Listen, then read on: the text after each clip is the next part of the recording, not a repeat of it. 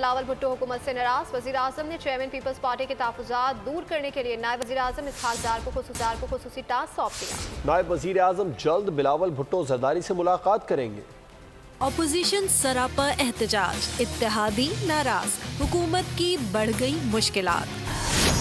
ایک طرف P T I کی 24 نومبر کی فائنل کال تو دوسری جانب حکومت کے اہم اتحادی بلاول بھٹو بھی اکھڑے ہیں۔ چیئرمین پیپلز پارٹی 26ویں آئینی ترمیم کے وقت کیے وعدے پورے نہ کرنے پر تنقید کے تیر برسا رہے ہیں۔